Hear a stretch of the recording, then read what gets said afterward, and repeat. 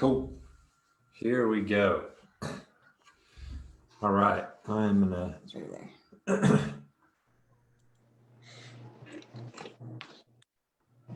share my screen. And we're gonna get this thing rocking. Hope you guys are having an awesome day so far. Yep. You got it. We're live. All right, guys. All right, here we go. I'm gonna mute everybody really fast. Cool. All right, so today we are talking about meal plans, how meal plans usually suck. Meal plans can suck.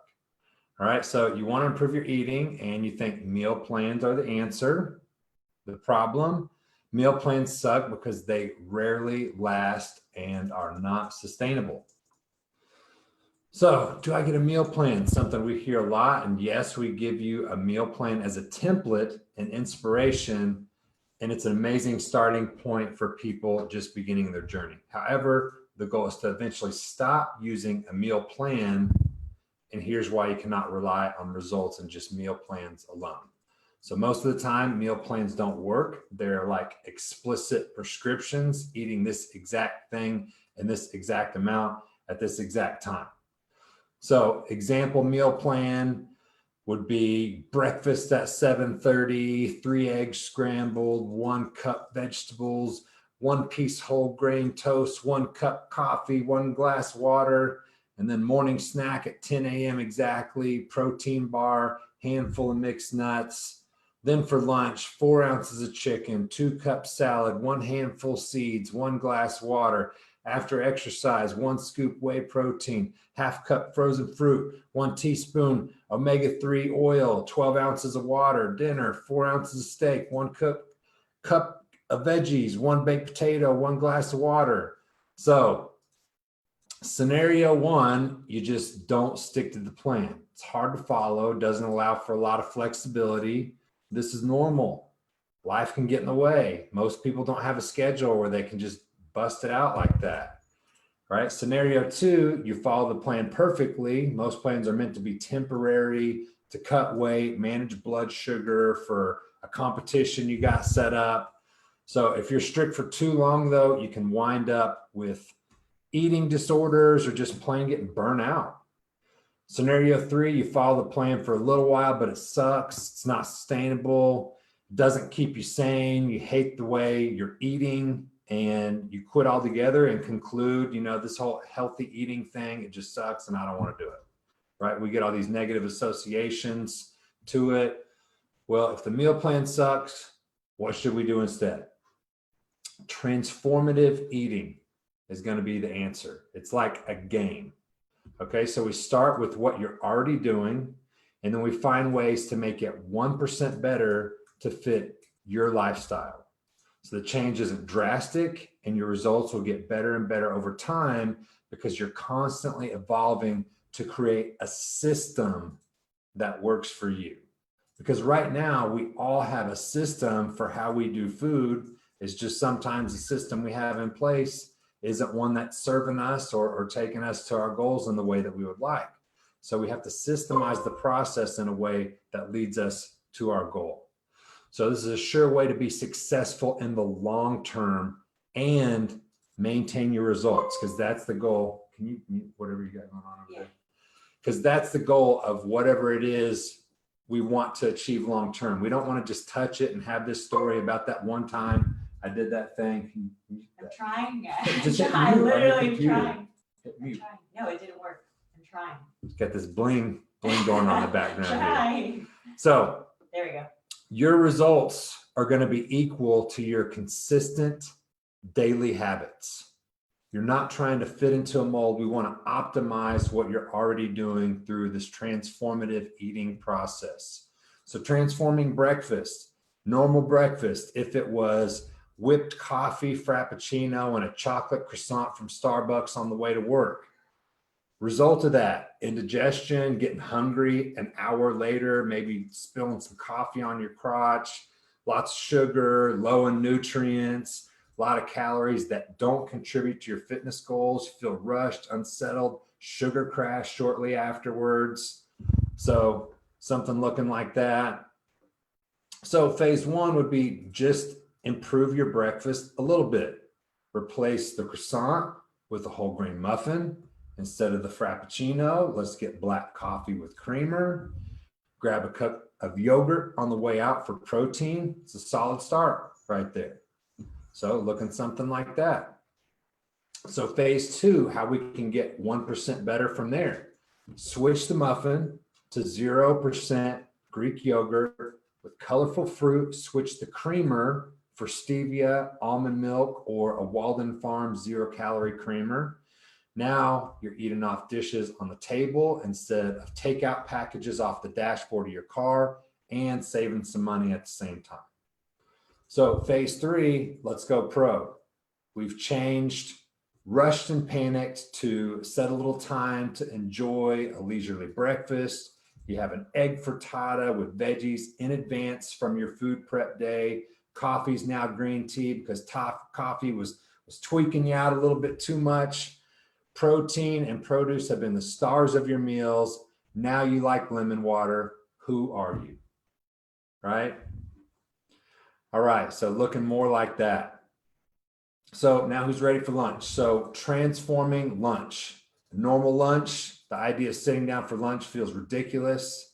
So no time to eat slowly. It's grab a burger from Brahms and just go, right? And then another car dashboard meal. So let's play our little game again with this. So phase one, improve it just a little bit. So let's go to a high-end burger place where you think they actually use real meat. Let's get a side salad with that burger, diet soda instead of regular. Let's not eat in the car, but by your computer. Solid start. All right, so phase three, how can we improve it? At this stage, you prep a bit more, whip up burgers in advance so you make them yourself. They're handy and ready to take to work. You also grab some nice cheese and whole grain buns from the local market on shopping day. You take your homemade burger and its fixings to work. Still grab a diet soda from the vending machine, wash it down. Then you move from your desk to the lunchroom where you socialize with coworkers. This slows you down a bit, helps you digest and relax. So something looking like that looks a little better. And then let's go pro from there. We have a burger without the bun alongside a nice pre-prep salad. Instead of staying at your desk or in the office, you take a break, you sit outside, get some fresh air, enjoy your meal. For a drink, water is all you need. All right, so this is just step by step how we're going through the process.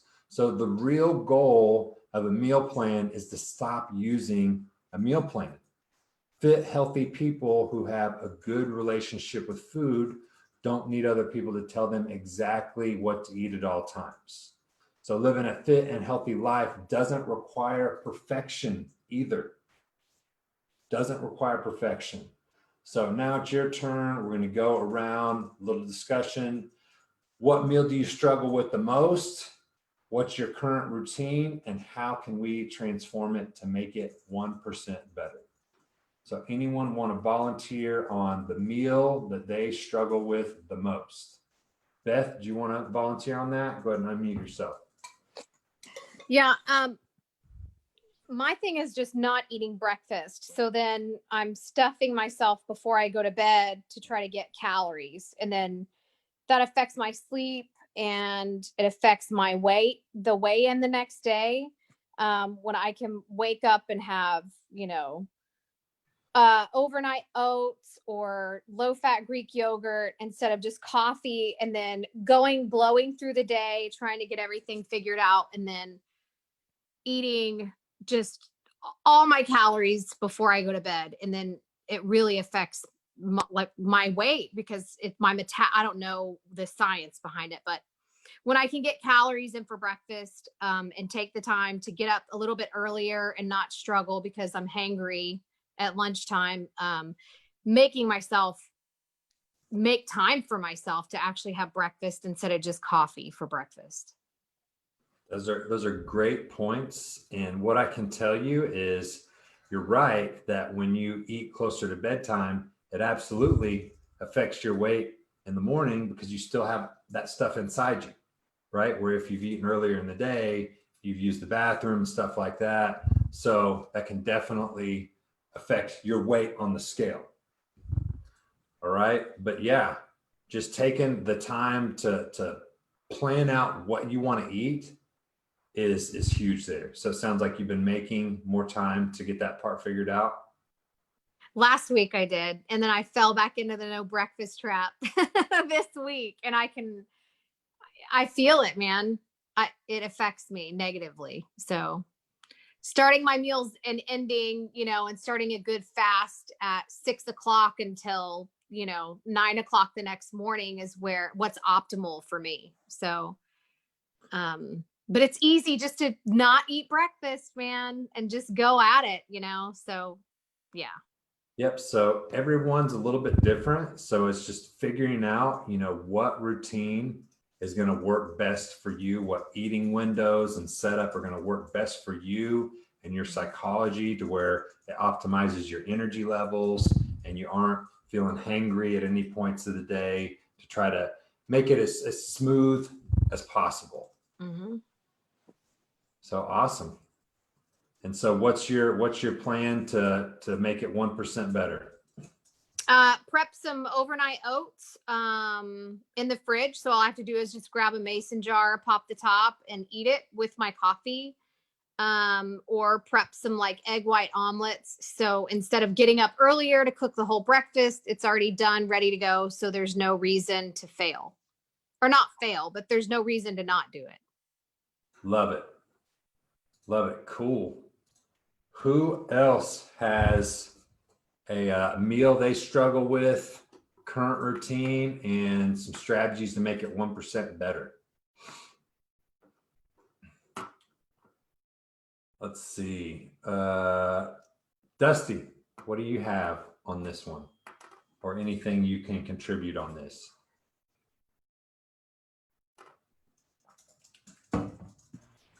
You come back to me later. I'm in a noisy environment.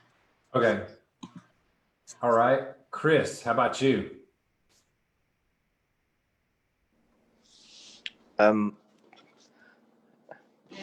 Probably it's the snacks that I struggle with most during the day because I'm at work and I just sometimes want snacks and I'll just go get something at the vending machine or whatever. All right. So, and is that because you don't bring snacks with you? Sometimes I do bring too many snacks and then I end up eating too many snacks. So I've tried just bringing the snacks that I'm going to eat that day. And then, because a lot of the times I'll be real hungry at night and I'm trying to save my snack time, my snack calories for my dinner because I get real hungry at night and I want to eat everything at night. So. Gotcha. So what are some strategies you can think of to make it 1% better, the snacking at work? I could bring more like fresh fruits that I prepared the night before. Fresh melons or strawberries or just I'll get more bulk out of fresh fruits instead of other stuff. So fill me up better. There you go. That sounds like a good solid plan to start with to make you 1% better this week. Cool. Like it. All right. Let's see. Jamie, how about you? Is there a meal that you struggle with? Yeah, you might come back to me. I'm trying to get the twins down for bed, but give me just a second. I'll be ready. Gotcha. Okay. Let's see. We got Jessica on there. Got Jessica. No. How about Derek? What do you got?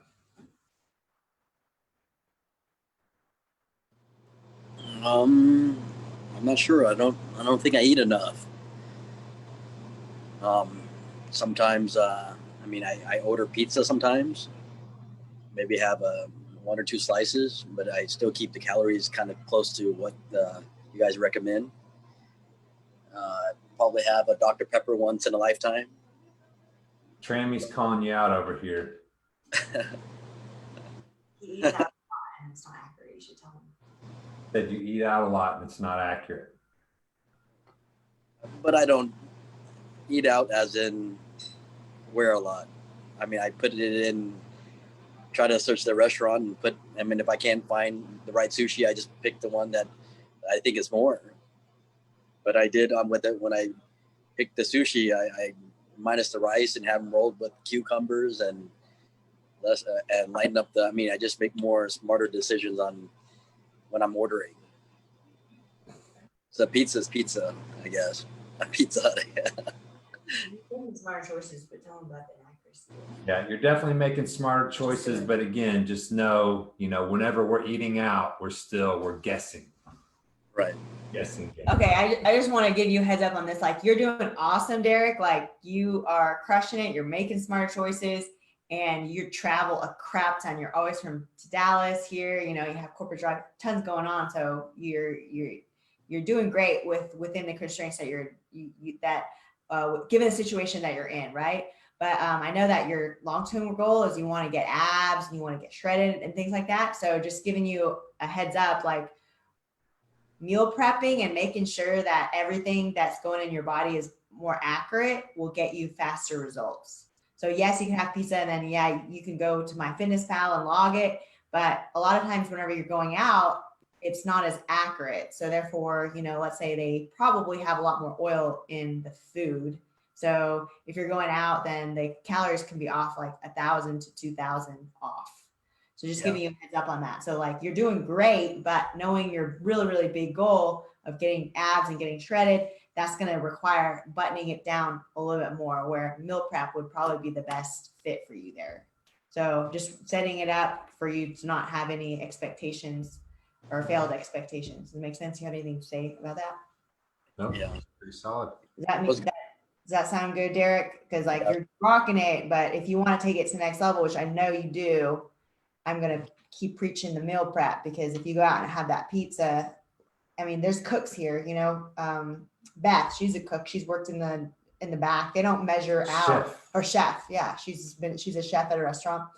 They don't measure it out by teaspoon. They don't measure it out by grams. So like a 3-second pour versus a 6-second pour could be a matter of thousands of calories, right? So by going out, you might be setting yourself back and getting the results that you want, which is abs.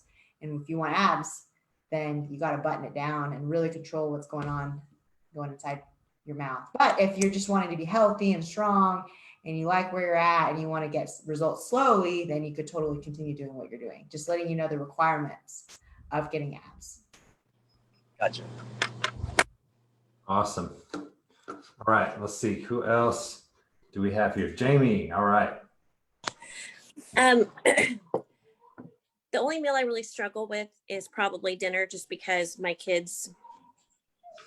But I think my biggest thing that I could get 1% better on is I still incorporate Diet Dr. Pepper into my diet, just because it's just something that I crave, and it's a craving that doesn't really affect my calorie intake. But I know that drinking Diet Dr. Pepper can also increase my cravings and stuff like that because of the stuff that's in it. So for my thing to get 1% better is my husband got me a soda stream that has, and got me the Diet Dr. Pepper flavoring that goes in it, just to try to break that habit. I don't know that that'll actually help, but that's my current goal. That's great. I love that. Dusty, you have anything you want to add in on there for that? I know you have one of those. Actually, we've kind of gone to something a little bit different. We and I don't know whether they have Dr. Pepper flavor, but they do have root beer and some cola flavored stevia, and we get the San Pellegrino water, the bubbly water, and ice it up and put some of that flavored stevia in it, and it tastes like root beer.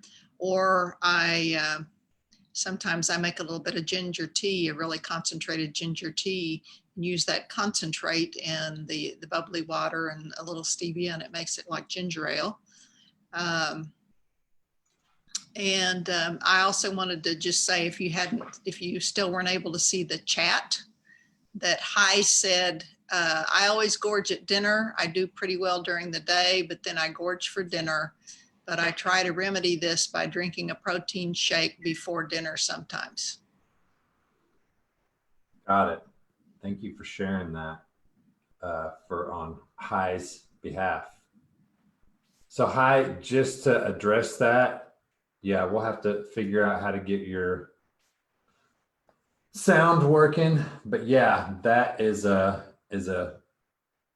sticking point for a lot of people. That is where I know I like to take in the majority of my calories is in the evening time. So it's going to be, I think, some strategies and finding some trade-offs that we can make, finding what it is that you are seeking out and that you really like to eat, what kind of food it is, and how we can come up with some trade-offs to still get you to feel satisfied psychologically, but still be aligning with your goals that you have for yourself. So we'll definitely, if we can't communicate on the call this way, we can hop on a one-on-one and really dive in on that part with you and come up with some strategies, set you up for success. Let's see, how about Luis? Meal you struggle with the most, current routine, and then how to make it 1% better. Shoot, man.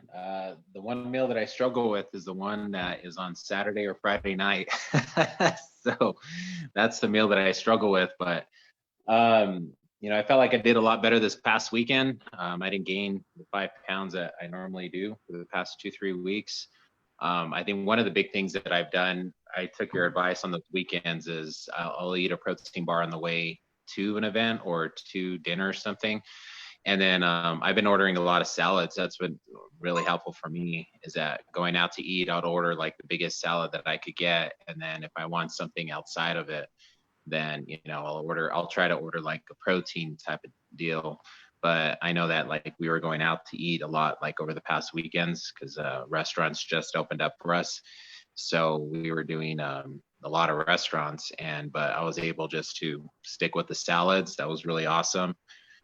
Just had a White Claw. Everything was pretty much within calories, or maybe a little bit over, but not too much. And, it came out pretty good this past weekend. So I got down to 218 today. So that was pretty awesome. So I was like super stoked. Awesome.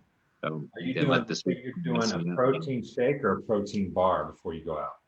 I find that if I do the protein bar, like one of those Quest bars, they really fill me up for a long time. So I did that this past Sunday, my godson's birthday party, and had a protein bar on the way over there. My buddy's like, hey, you want, those pigs in a blanket? And then they had those turkey rolls and things like that. I didn't even eat too much when I was over there. So it was really good, because I was eating a bar on the way over there. I'm like, hey, I got these bars. Let me just have one, and didn't walk in hungry. So good, man. Yeah, I was going to also say you could try having a big shake, lots of ice and stuff like that before you go as well. That can really be a lot of volume. Nice. Well, awesome. Cool, man. Yeah, it's been really good, man. It's been awesome. Yeah, I finally figured out the weekends a little bit. Only gained a little bit of weight, but finally broke that 219, and finally it's coming down. So it's pretty cool. And just with regards with the abs, man, it's tough. I've been in the fitness industry 20 years and trying to struggle with the abs. And for the guy that was trying to get those abs, you really have to work. You do have to put in that work. I mean, even as a trainer for myself, man, it's been a struggle. So, but I'm like inching there. I feel like need to modify my goal and maybe get down to 210, and I'll probably start seeing my lower abs a little bit more. But yeah, it's coming through. Back is looking shredded up, dude. Yeah, the back is looking good, man. I just wish I could just look down and see my back all the time, because it looks good. But my freaking my abs and his little pooch is still there. It's all those damn chocolate candies I ate as a kid. So awesome, man. You're crushing it, dude. Proud of you, man. Appreciate it, man. All right, let's see. Who got Susan? Meal you struggle with the most? I've gotten to the point where I actually don't struggle too much. I'm like you. I like to eat in the evening. And so I don't start eating until 1 or 2 o'clock in the afternoon. And I was just looking, I put everything into my Fitness Pal, and already tomorrow I already have my food planned out. So if I have to go to the store, I can get it and whatever. But I mean, I looked at my Fitness Pal yesterday, and my lunch was 230 calories. My dinner was 340, and my snacks were 721. So what I do when I start eating is I have lunch, and then I just pretty much eat the rest of the day. But I have everything planned out. And today I got spaghetti squash, which I've never used before. And it's sitting over there, and I'm going to see what it's like tonight. But anyway, I make my own sauce with mushrooms and garlic and whatnot. And I'm going to try it on that squash and see how it is tonight. That sounds awesome, Susan. That's a really good strategy. I can appreciate that. So that is very similar to what I do. I stack my day. I have my smallest meal of the day for the most part at lunch. So it's like 400 to 500 calories for lunch, about 500 calories for dinner. I have lunch about noon, 12:30. Then dinner is about 6:30. And then it's snack right after that. So it's like 500 calories, 600 calories, then like 1,700 calories for snack right before bed. So yeah, for each person, it's just figuring out, what strategy works best with your psychology, your schedule. So you really set yourself up for success and enjoy and look forward to the way that you're eating. So let me see. All right. Does anyone have any questions about anything? Did I get everybody? Let me see. Yeah, does anyone have any questions at this point? Go ahead and open it up for Q&A. Oh, I want to get Dusty. I want to hear her feedback on there. Meal you struggle with the most, current routine, and how you can make it 1% better.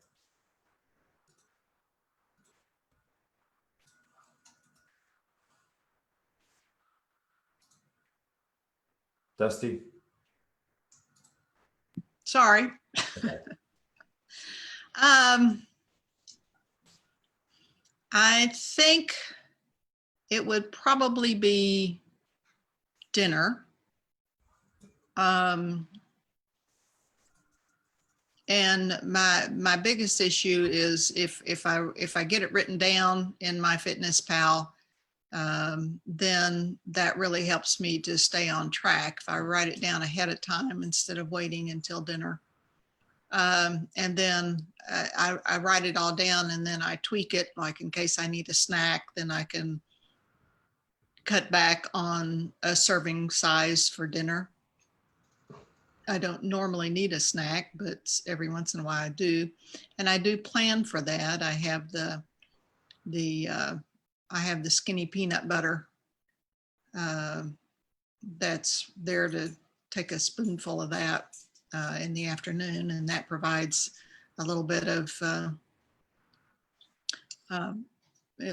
very few carbs, very little fat, and some nice protein. So that's one of my strategies. And then I make these little protein bites too that I eat.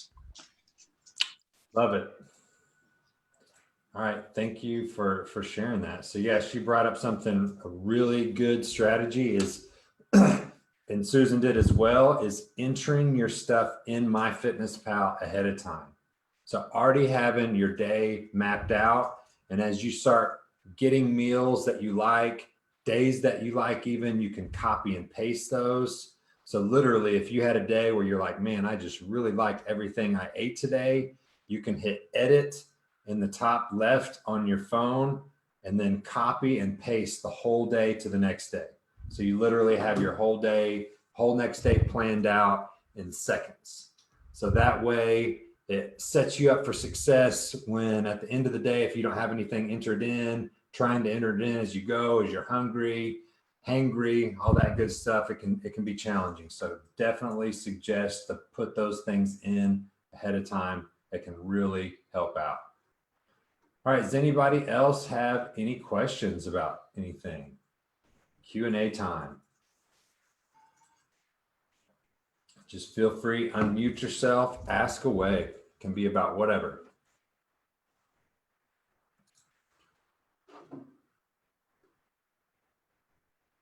No questions.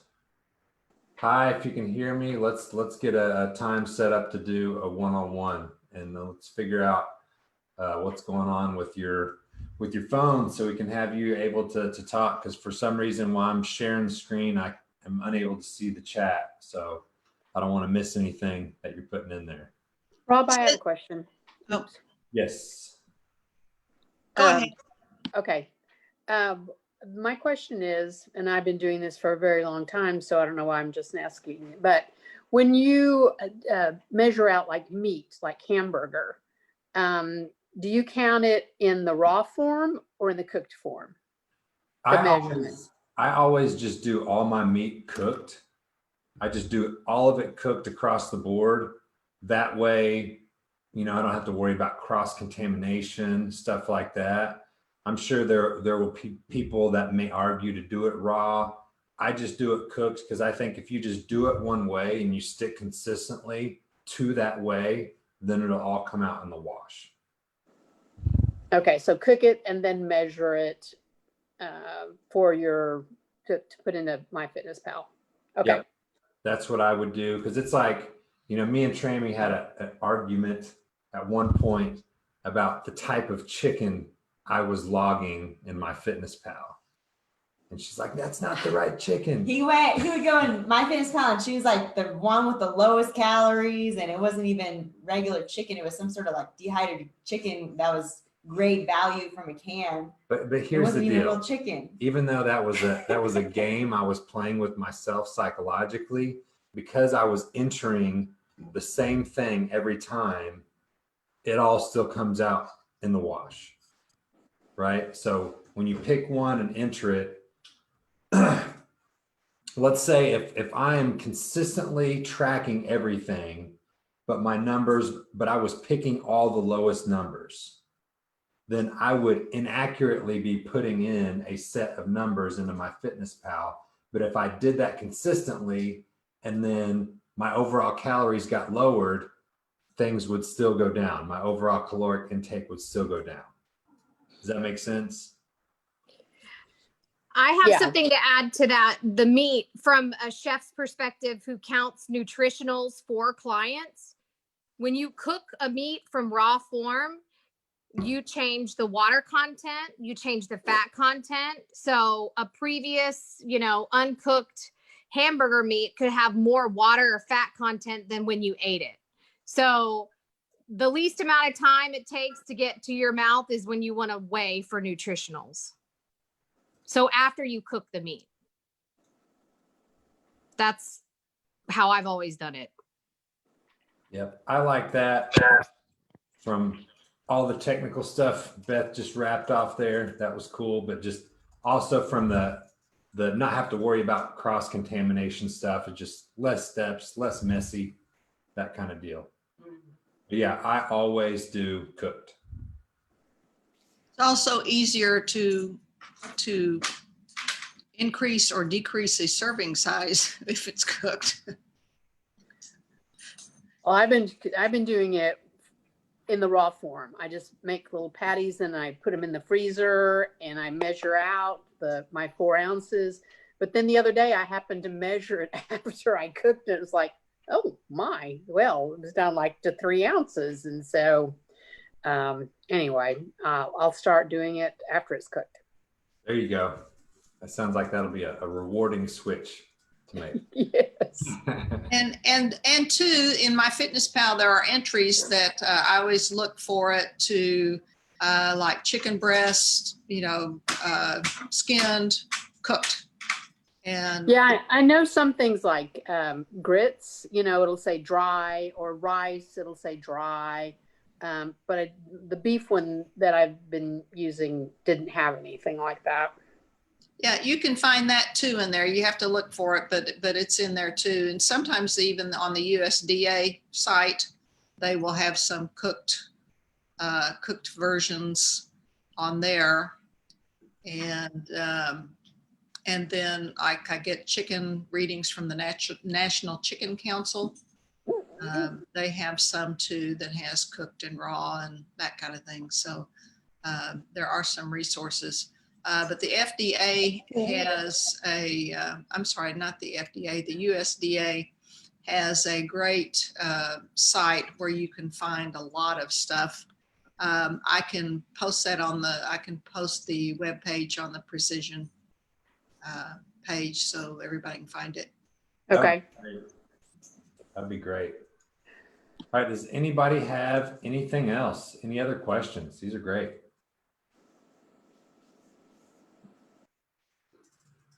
Nope. All right, well, this recording will be uploaded to the Facebook group. You guys have an awesome week. Reach out if you need anything, if there are any topics you guys want us to cover. Oh, Jamie, you got something? Oh no, you were just winding down. I was waving by. Okay. Sorry. All right. No worries. I thought you were like, so yeah, any questions or any topics you guys want to learn more about, we'd love to provide you with as much value as possible. Hope you guys can all make it to Saturday's training. It's going to be a really good one. We are excited about it. So guys, crush the rest of your week. Reach out if you need anything. Be sure to turn in your progress sheets tomorrow, and let's freaking rock the rest of this week. You guys are doing awesome. Talk to you soon.